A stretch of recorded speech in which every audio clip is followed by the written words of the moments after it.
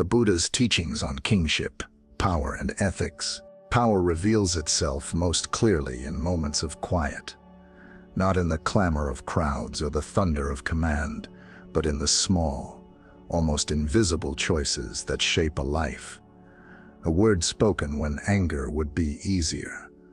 A restraint held when indulgence feels deserved. A listening ear offered when authority could silence. In these moments, power is no longer an external force imposed upon the world. It becomes an inner condition, a mirror reflecting the state of the heart. This is where the Buddha's reflections on kingship begin, not in thrones or armies, but in the subtle terrain of human intention. The world we inhabit today appears far removed from the age of kings. Yet power has not disappeared. It has multiplied and fragmented. It flows through institutions, markets, technologies, families, and even the private theater of our own minds. Many who hold it do not recognize themselves as rulers, yet they shape lives through decisions, large and small.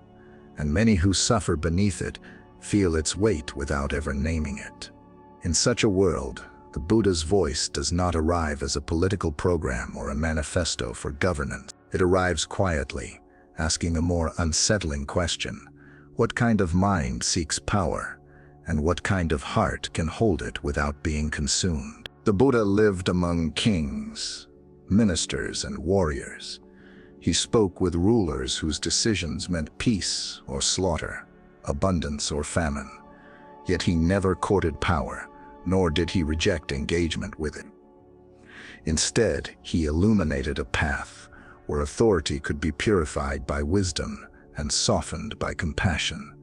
His teachings on kingship were not about how to dominate others, but how to govern oneself. They were not concerned with maintaining control, but with alleviating suffering.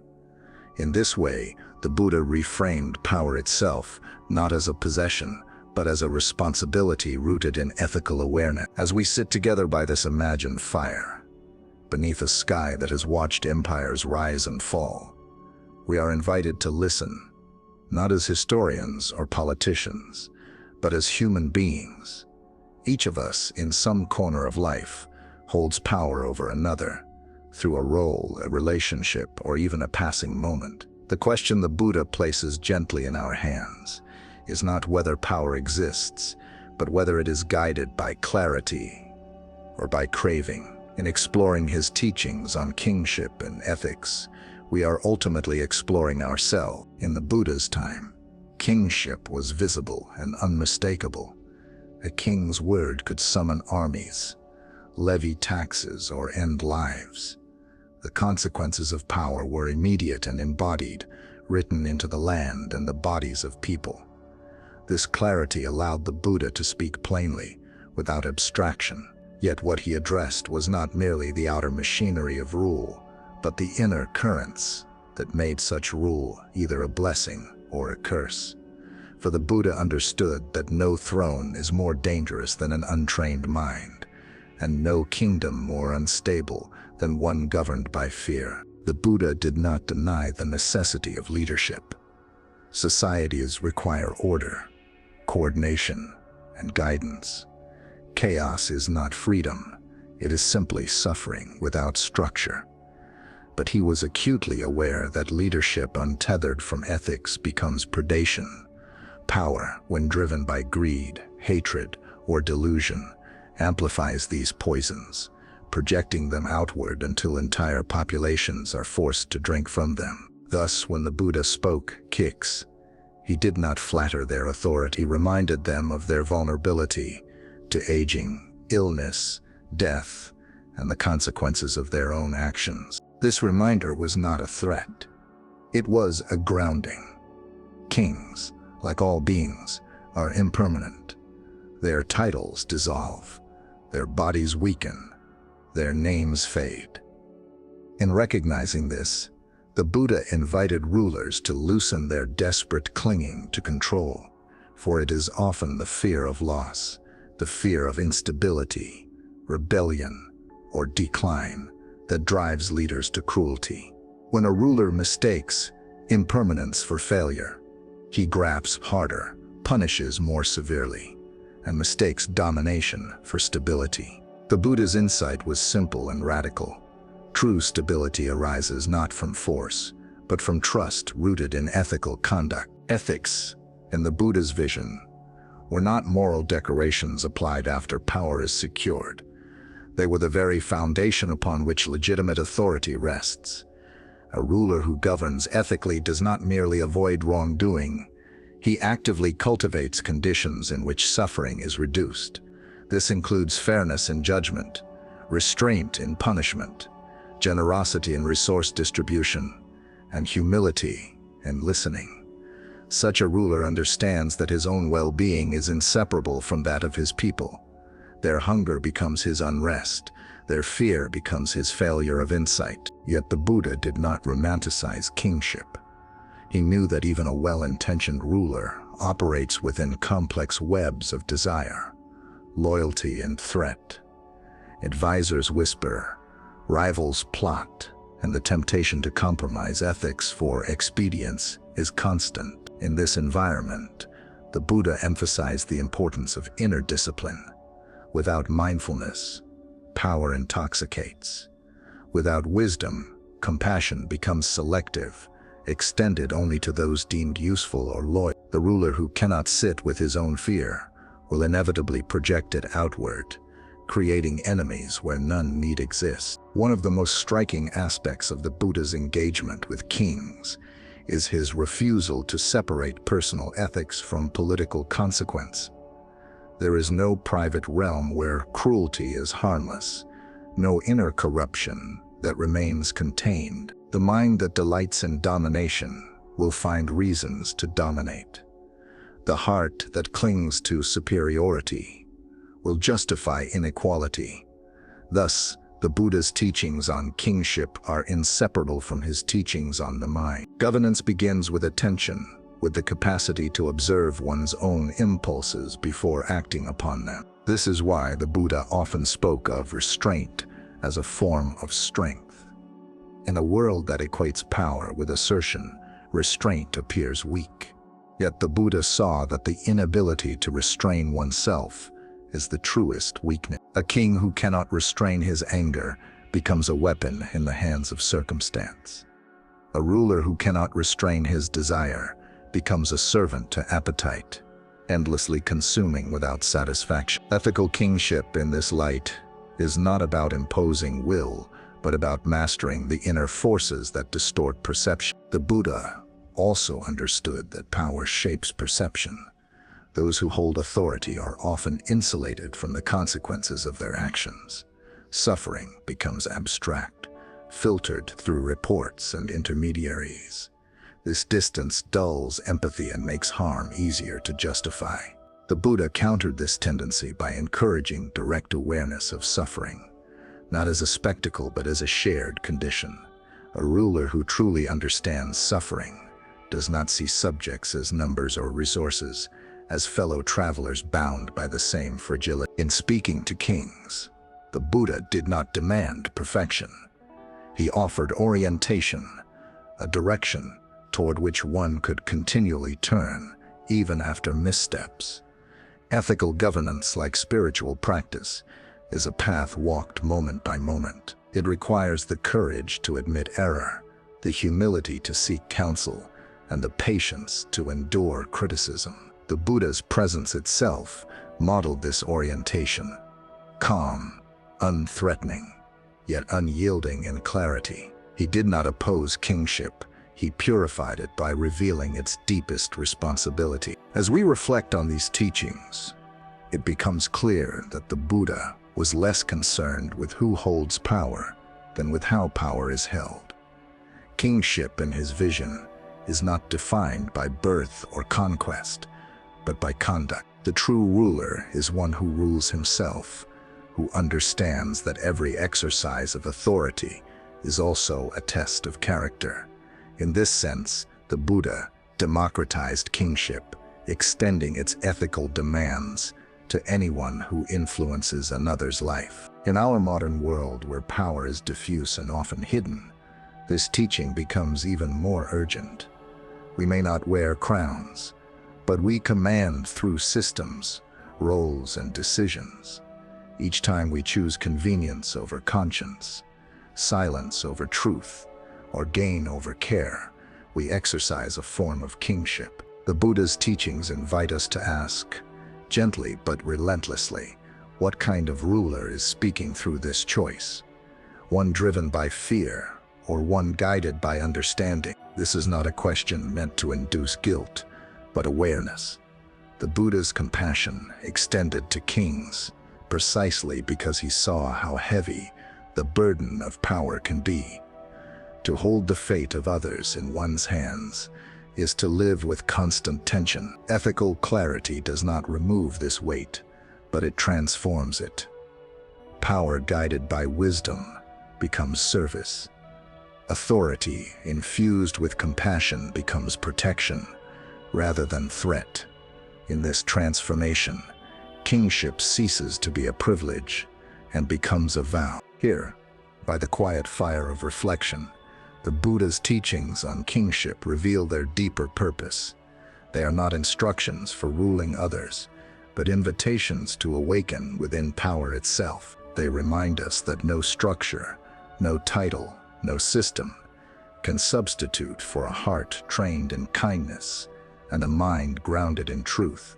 And they whisper a possibility as radical now as it was then, that leadership, at its highest expression, is simply love made responsible. When the Buddha spoke of power, he often turned the listener inward toward a terrain far more difficult to govern than any kingdom.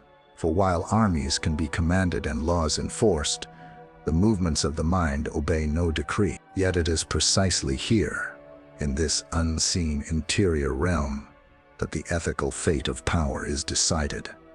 A ruler's external policies, however refined, are shaped moment by inner habits of attention, fear, and desire. The Buddha understood that without clarity at this level, even the most carefully constructed systems would eventually bend toward harm. Power has a peculiar effect on perception.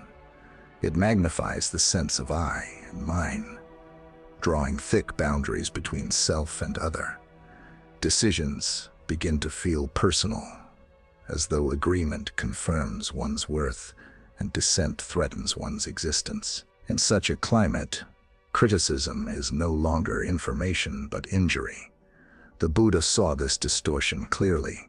He observed how easily authority becomes entangled with identity, how leadership hardens into ego, and he offered an antidote that was at once simple and demanding: the contemplation of non-self. To reflect deeply on non-self is not to deny individuality, but to loosen the illusion of permanence and ownership.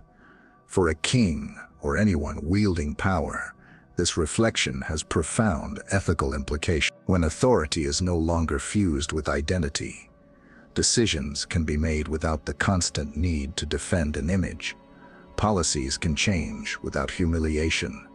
Apologies can be offered without collapse. The Buddha recognized that the most dangerous leaders are not those who err, but those who not admit error because their sense of self is too fragile to withstand it. This fragility often hides beneath displays of confidence.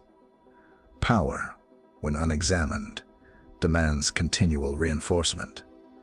It seeks loyalty not as cooperation but as validation.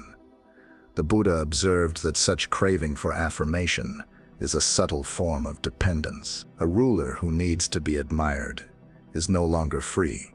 He is governed by the moods and opinions of others. In this dependency, ethical judgment becomes compromised. Actions are chosen not for their capacity to reduce suffering, but for their ability to preserve status. Against this tendency, the Buddha emphasized inner independence, not the isolation of indifference, but the freedom that comes from not being ruled by praise or blame. A leader grounded in this freedom can listen without defensiveness and act without haste. Such a person does not require constant victory to feel secure. This stability, born of self-understanding, radiates outward. It creates an atmosphere in which trust can grow, because people sense that decisions are not driven by personal insecurity. Another dimension of power that the Buddha illuminated was its relationship to violence. In his time, kings were often warriors, and violence was a visible instrument of rule. The Buddha did not ignore this reality, nor did he respond with simplistic condemnation. Instead, he traced violence back to its roots in fear and ignorance. Force, he saw, is most often employed when understanding fails. It is the language of a mind that cannot imagine another way. The Buddha's teachings on non-harm were therefore not idealistic abstractions. They were practical insights into the mechanics of suffering. Violence may produce short-term compliance, but it plants seeds of resentment that inevitably ripen into further conflict. A ruler who relies on fear creates a brittle order, one that must be constantly maintained through surveillance and punishment. Such a system exhausts both ruler and rule. The Buddha offered a different vision, authority grounded in mutual respect and ethical consistency, where obedience arises not from terror but from confidence in fairness. This does not mean the Buddha advocated passivity or the absence of boundaries. He understood that protection is sometimes necessary, that harmful actions must be restrained. But restraint, in his view, should be guided by compassion rather than vengeance. Punishment administered without hatred has a different quality. It seeks correction rather than humiliation. The inner state of the one who enforces the law matters as much as the law itself. Here again, the Buddha returned to the mind as the decisive factor. The ethical ruler in this vision cultivates empathy, not as sentiment, but as perception. To see clearly the conditions that lead others to act harmfully is not to excuse those actions, but to respond wisely. The Buddha taught that suffering gives rise to suffering when its causes are not understood. A king who recognizes this does not see criminals as monsters but as products of conditions, poverty, ignorance, desperation, that can be addressed. This perspective expands the scope of governance beyond punishment to prevention, beyond reaction to care. One of the Buddha's most subtle contributions to the understanding of power lies in his treatment of time. Kings often govern with an eye toward immediate results, quelling unrest, securing borders, increasing wealth. The Buddha invited a longer view actions. He taught, reverberate beyond their moment, shaping the moral atmosphere of a society.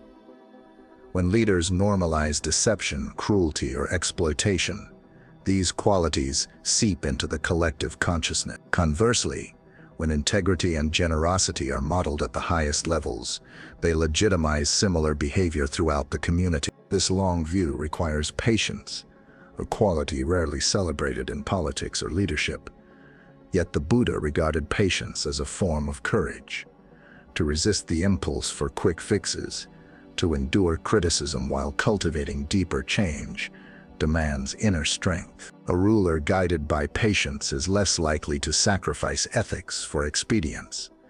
He understands that trust, once broken, is difficult to restore, and that the cost of ethical compromise often exceeds its apparent benefits. The Buddha also addressed the isolation that accompanies power. Those at the top are often surrounded by agreement, shielded from dissent.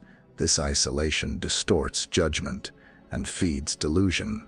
The Buddha countered this by emphasizing the value of wise companionship. Even kings, he suggested, require voices that speak honestly, without fear. A ruler who silences such voices, whether through intimidation or subtle discouragement, cuts himself off from reality. In doing so, he becomes increasingly vulnerable to error. Wise companionship, however, cannot be imposed. It must be welcomed. This requires humility, an acknowledgement that authority does not confer omniscience. The Buddha's own demeanor modeled this humility. Though revered, he listened attentively, asked questions, and adjusted his responses to the needs of those before him. In this way, he demonstrated a form of authority that did not dominate but invited understanding. For rulers who observed him, this was a living lesson that strength and openness are not opposites, but allies. As we consider these teachings, it becomes clear that the Buddha's reflections on power were less about constructing an ideal state than about cultivating an ethical sensibility capable of inhabiting any structure. He did not offer blueprints for governance because he understood that forms change, but the human heart remains vulnerable to the same poisons. By addressing those poisons directly, greed, fear, delusion, he spoke to kings and commoners alike. In our own lives, power may appear in modest guises: a managerial role, a parental responsibility, a platform of influence.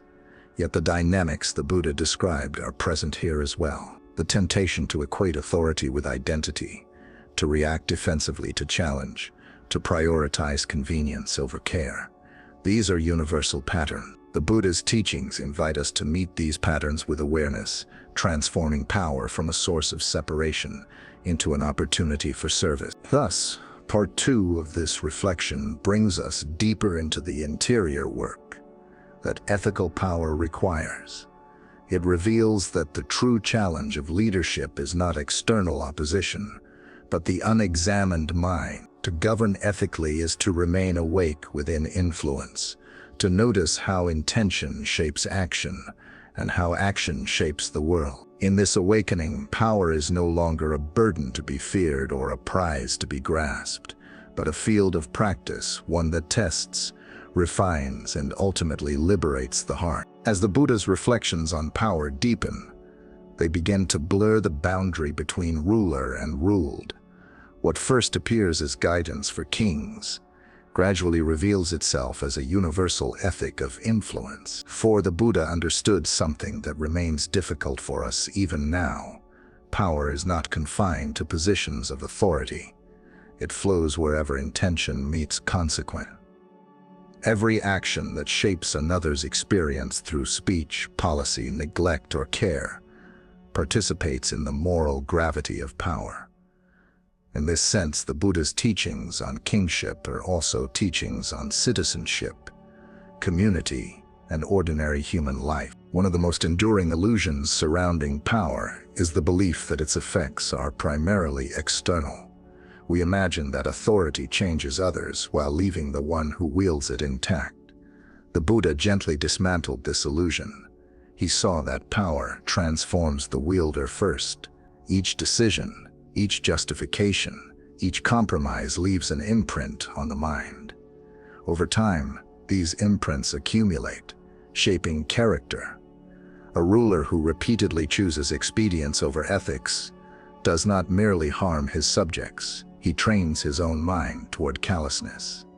Conversely, one who consistently chooses compassion, even when costly, refines the mind toward clarity and ease. This insight reframes ethics, not as restraint imposed from outside, but as self-care at the deepest level.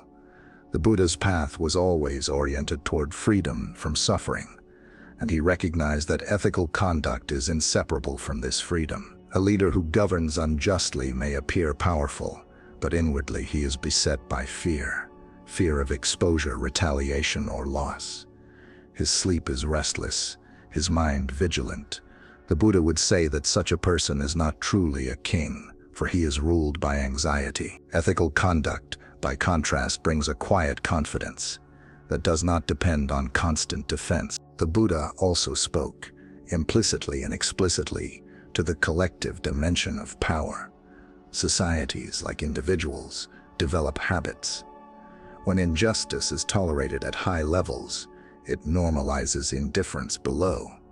When exploitation becomes routine, empathy withers. The Buddha understood that leaders serve as moral exemplars whether they intend to or not.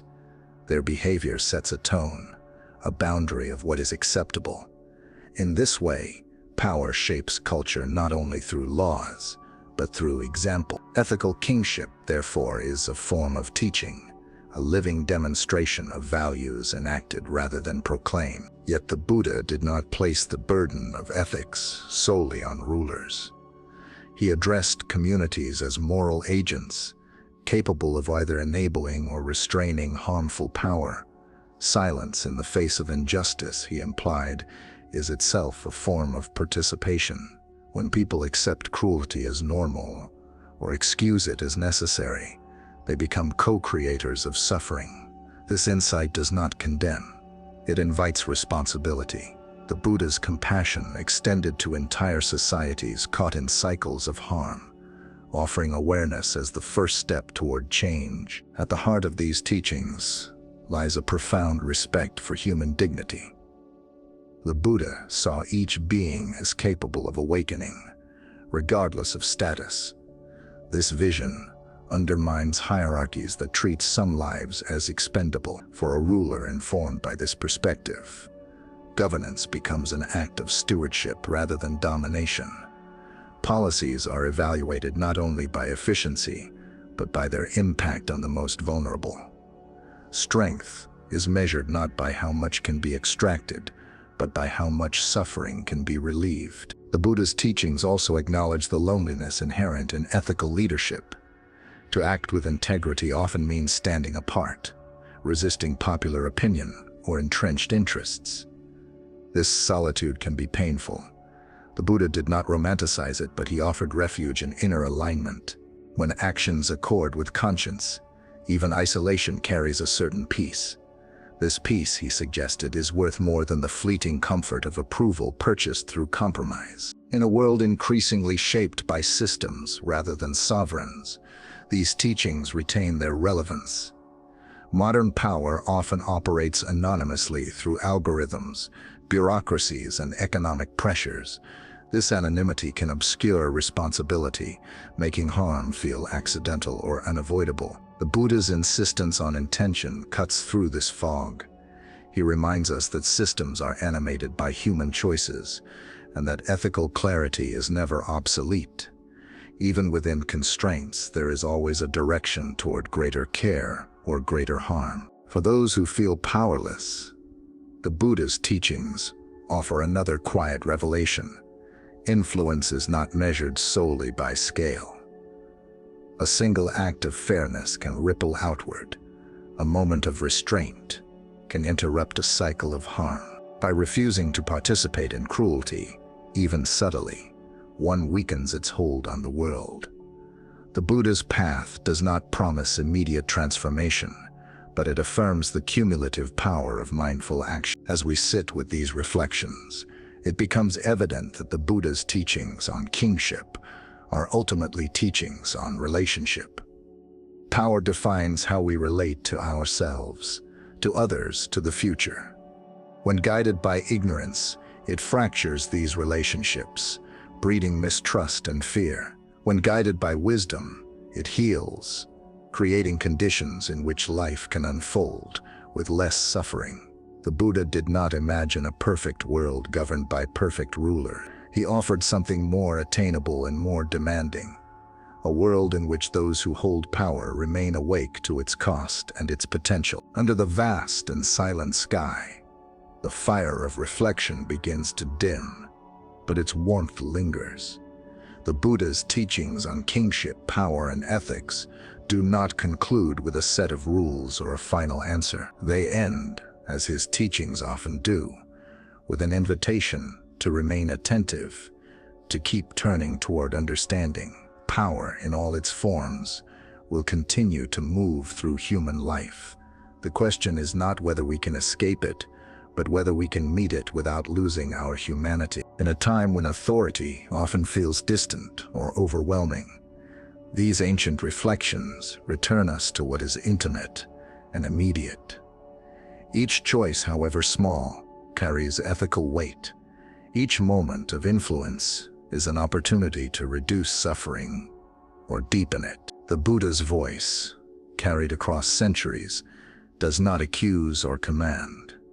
It simply asks us to look closely, to notice how power lives in the mind, and to choose awareness over habit. If these reflections have stirred something quiet within you, a sense of recognition, a pause before judgment, a softening of certainty, then the teaching is already at work. To continue walking with such reflections, to explore them further in the rhythm of daily life, is itself a form of practice. You are welcome to return to this space, to sit again by the fire of contemplation, and to walk this path together.